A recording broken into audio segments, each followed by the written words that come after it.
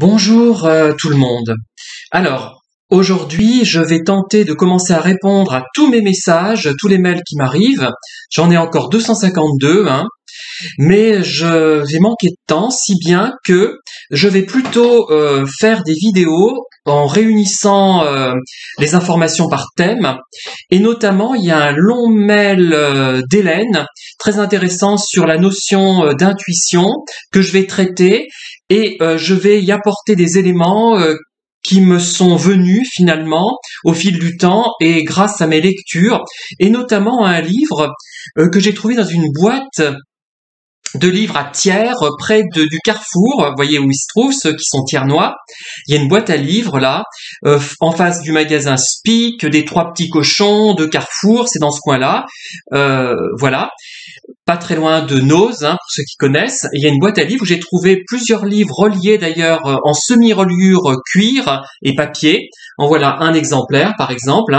Et il y a une couronne comtale ici, donc voilà, F de N.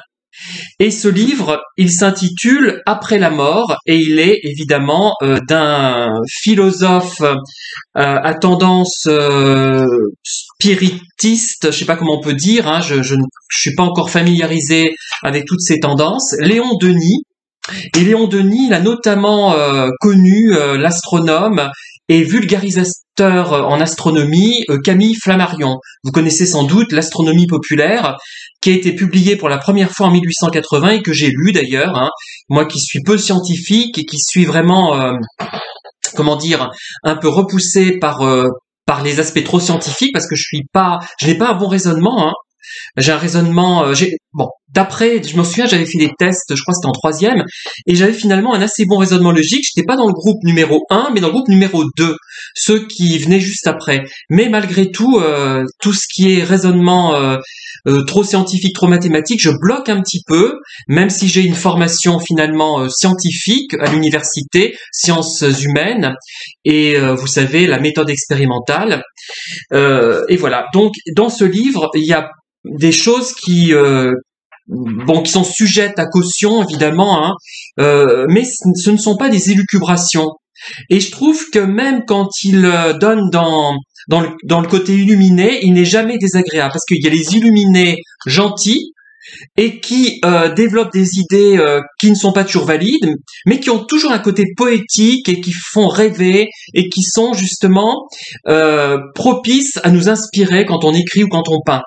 Mais il y a des choses très intéressantes, mais il se trouve que ce livre a été écrit vers 1892, Bon, là, moi, j'ai la 4e édition, je sais pas de quand date la première, et il lui manquait des éléments scientifiques pour vraiment étayer son point de vue, je pense, mais ce ne sont pas, globalement, l'idée générale du livre n'est pas absurde.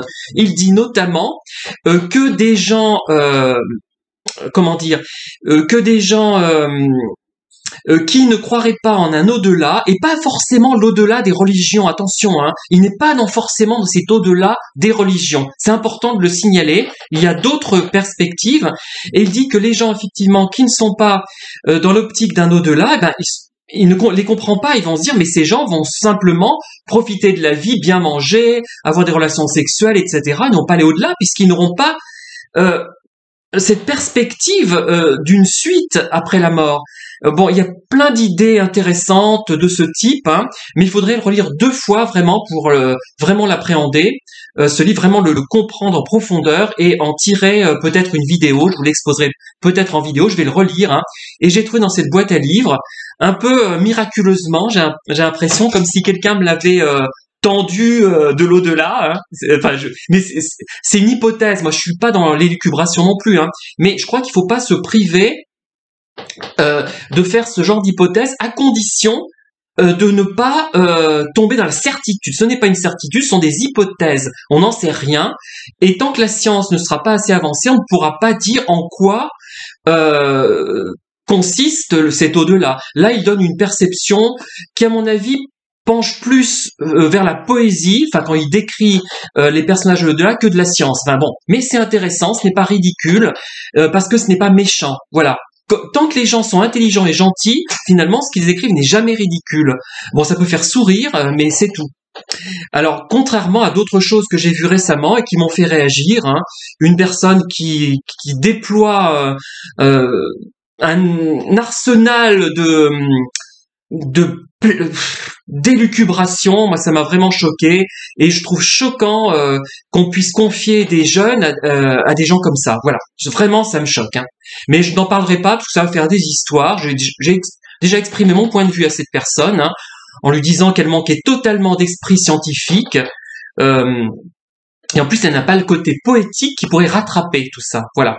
Parce que ce qu'elle écrit en matière de poésie, hein, franchement, ça n'a rien de poétique, ça n'a rien de beau, ça n'a rien d'esthétique, c'est nul, enfin c'est vraiment lamentable.